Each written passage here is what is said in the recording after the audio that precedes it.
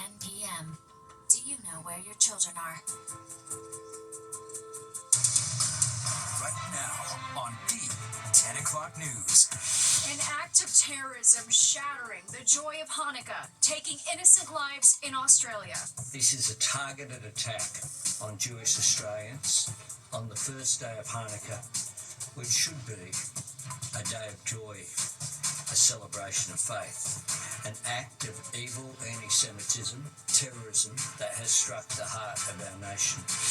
While here at home, the mass shooting not stopping New Yorkers from marking the first night of the Festival of Lights, although it's taking a somber tone. We're a community. We stick through things together. We light the lights because we're even stronger together than anyone who can tear us apart. The 10 o'clock news starts right now.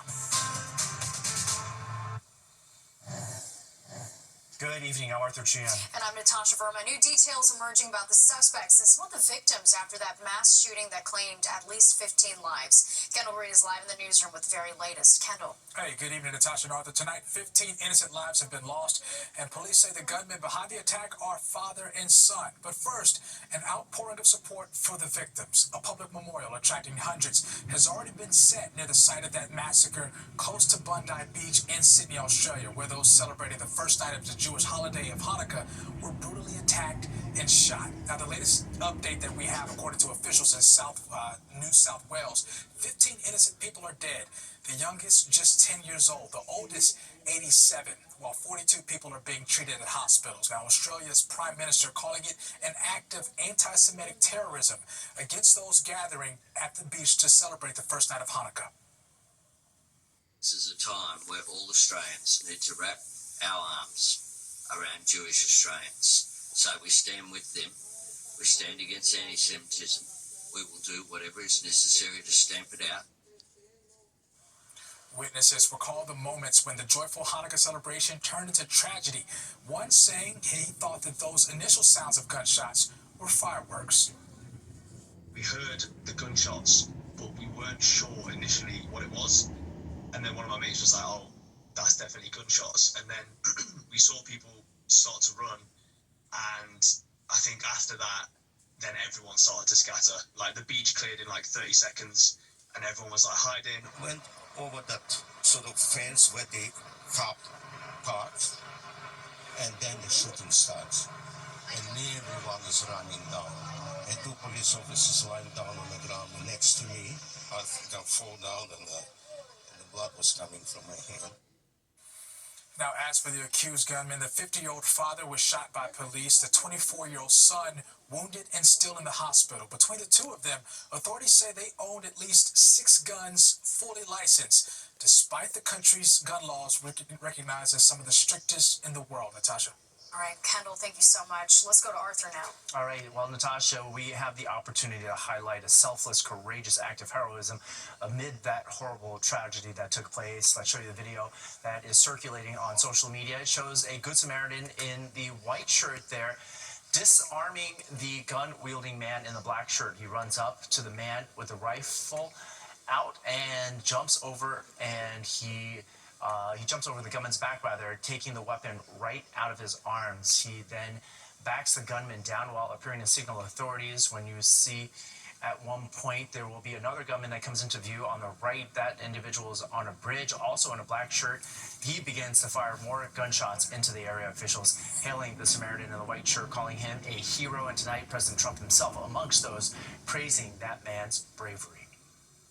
A very, very brave person, actually, who went and attacked frontally one of the shooters and saved a lot of lives. So, very brave person who's right now in the hospital, pretty seriously wounded. So, great respect to that man that did that.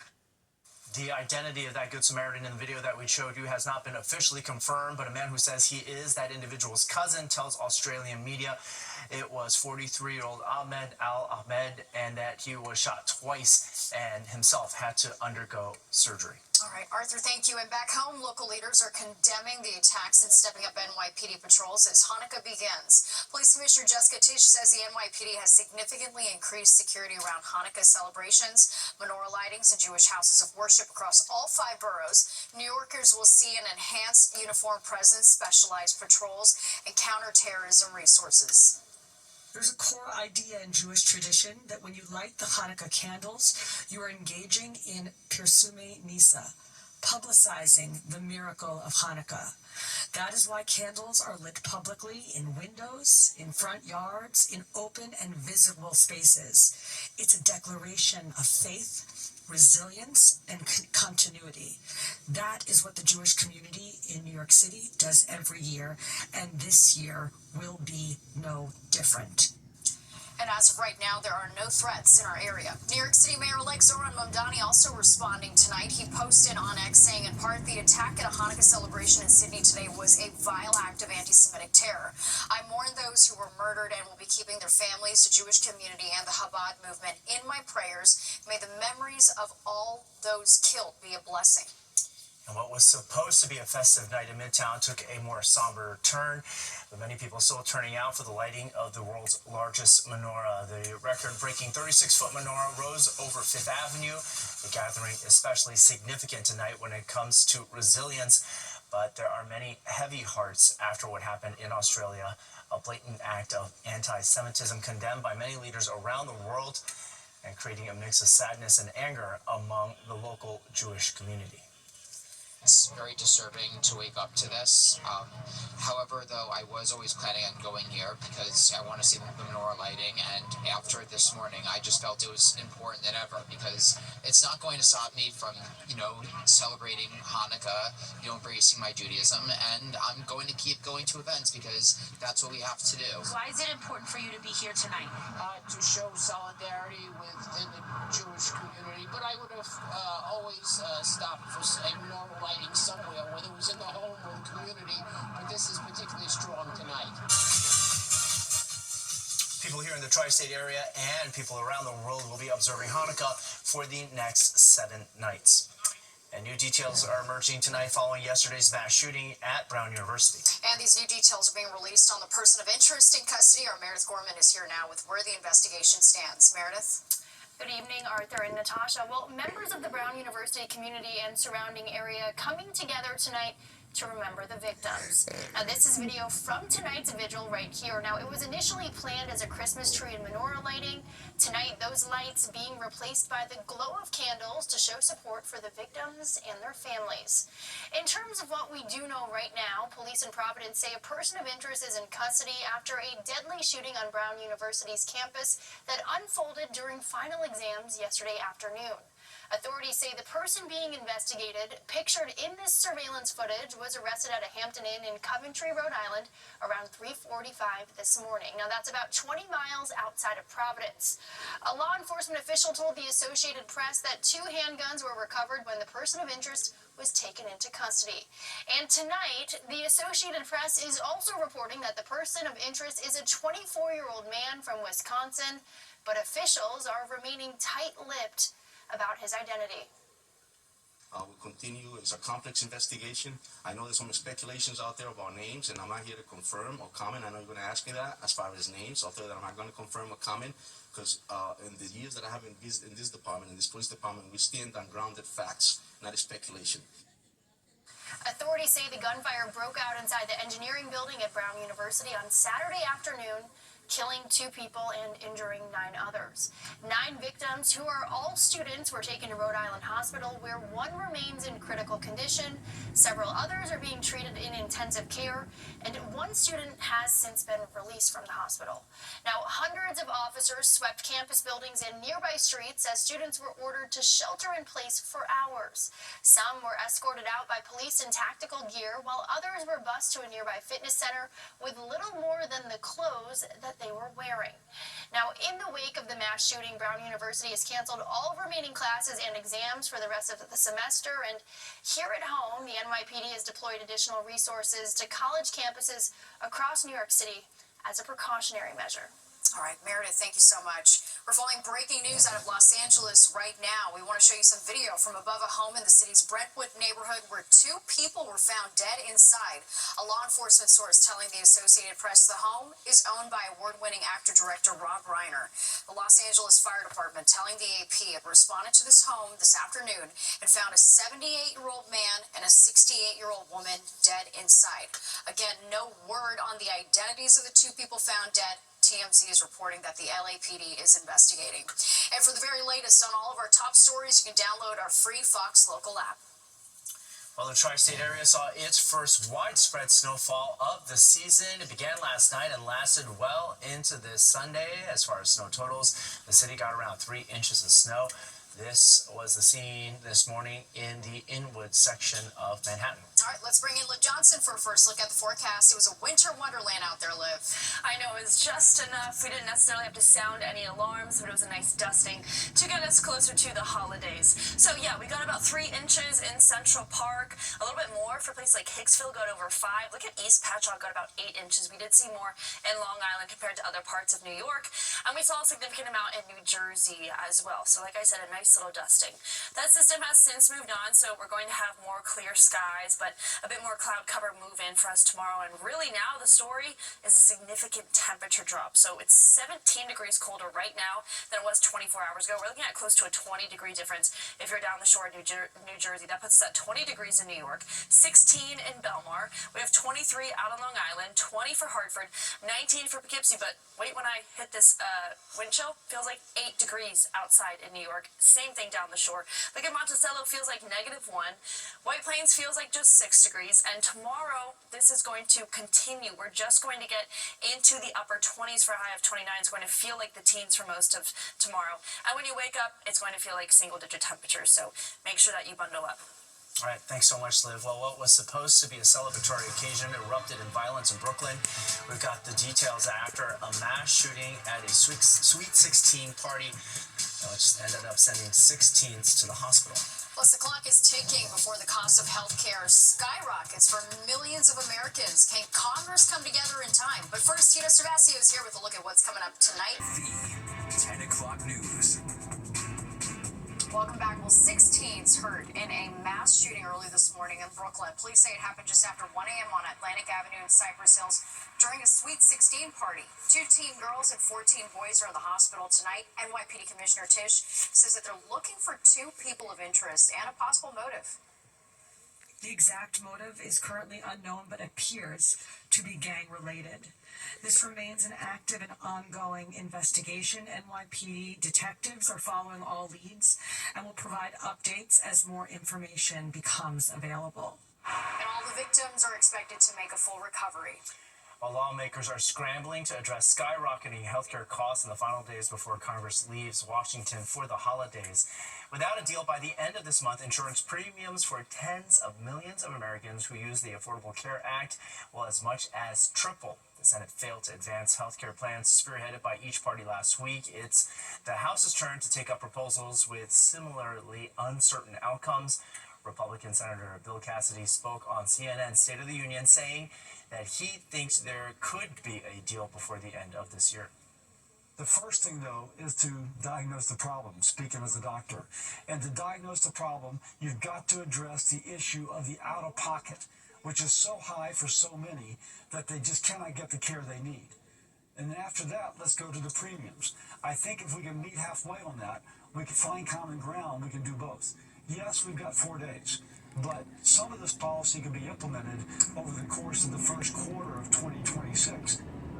Cassidy's own plan, which included a measure for direct payments to HSAS, but not an extension of the ACA subsidies, itself failed to pass the Senate last week. We've been talking a lot about the snowstorm that we've gotten, but that's nothing compared with what they are dealing with out west. That's right. How people living in Washington State are picking up the pieces after historic flooding. Washington State remains in a state of emergency after days of torrential rain there forced rivers to overflow.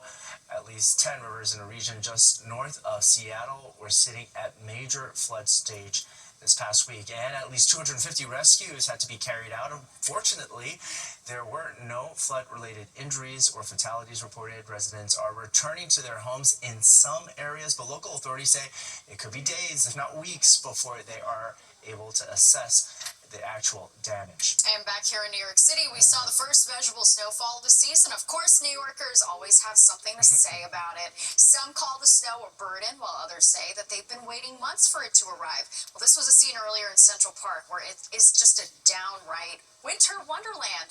My dog enjoyed it. She's a mountain dog. See, it's all about perception, right? Yeah. You were saying, at least people got to stay home today, not Liv Johnson, along with Natasha and Hi. Liv Johnson's got a forecast. Hi, Liv. Yeah, my thing is, if it's going to be cold, we might as well have some pretty snow. I agree. Yeah, exactly. And today was definitely pretty. Tomorrow is just going to be cold. We only got up to 33 today in New York. 31 was your high up in the Hudson Valley, 27 for Monticello. So most of the tri-state area in the low to mid 30s, which is well below average. This whole December has been pretty well below average. Usually we're at least in the mid 40s this time of year. And tomorrow is going to be even colder. So when you wake up tomorrow, we're just going to have temperatures in the teens, only getting up to the upper 20s. Our expected high is 29, but most of the day will be spent in the mid 20s and feeling like the teens. So let's look at this future wind chill. So we know right now it feels about 6 to 8 degrees in New York. Tomorrow morning, pretty similar to what it will feel like when you get up, head out the door, go to work. But I mean, look, it feels like 2 for Hartford and Bridgeport. Tomorrow morning at 7 a.m., it feels like -5 for Monticello, -1 down the shore, New Jersey, just 1 degree. You just have 1 degree in Trenton and 4 out of Long Island. So really just be heavy with the layers tomorrow, be generous, and then when it gets to its warmest point, it's still just going to feel like the teens for the most of us. So, but on the plus side, we do get a little warmer as the week goes on. We'll get to the 7-day in just a minute. Wind speeds aren't helping. We have 21-mile-per-hour wind speeds consistently in New York City, 19 out on Long Island, and up in Hartford. Most of us between about 10 to 20, but gusting closer to 40. Look at Long Island right now, 41-mile-per-hour wind gusts. New York gusting at 31. And this is going to remain the story for us tomorrow. That's why anytime you see the temperature tomorrow, just subtract 10 degrees for what it's going to feel like. Plus, we won't get too much sunshine either. The good news is we're not expecting precipitation in the near future. We do have this front passing late Monday. Some models are trying to bring some flurries in our area. So don't be surprised if you see some flurries tomorrow night, but it's nothing that's going to stick or accumulate. So I'm just going with dry until Thursday. Here's that little warm up I promised. At least by Wednesday, we're back in the 40s. By Thursday, we'll hit a high of 50 degrees. We have a rain chance that night that takes us into Friday, also more mild, 48 but rainy. Next weekend, also a little bit more mild, at least upper 30s and mid 40s. We just got to get through the next 2 days. Yeah, we can do it. All right. Yes, we can. All right, thanks, Liv. Well, cops and superheroes are uniting. How they're joining forces to give kids battling cancer an early Christmas gift. The NYPD is partnering with the Candle Lighters charity to spread holiday joy to families dealing with childhood cancer. The station house at the Central Park precinct gave kids the chance to meet their favorite superheroes, police officers, and members of the K-9 unit. The founder of Candle Fighters says that events like these are bittersweet. Christmas season is a double-edged sword. It's the happiest and the saddest season of the year, really, and we want to keep it happy for them, but you know, it is childhood cancer. We need more funding, putting a plug there, and we need more money to do more things to end childhood cancer. It's really an oxymoron. There shouldn't be cancer in childhood. Agree with her. Yeah, families from around the world came out to the event. We're going to be right back with a final check on the weather. You know that. All right, so your final forecast is to bundle up. We're going to wake up with temperatures in the teens, feeling like single digits. We get a little warmer as the week goes on, 42 by Wednesday, 50 by Thursday. We're dry until Thursday night, going into Friday next week, and a bit more mild. But tomorrow is just very cold and very breezy. Natasha and Arthur. All right, sounds good, Liv. Thanks so much, Liv. That does it for us tonight. Thanks so much for being with us. And remember, the news is always streaming in the free Fox Local app, where you can get breaking live updates and watch our newscasts anytime. And don't go away. Sports Extra with Tina Cervasio starts right now.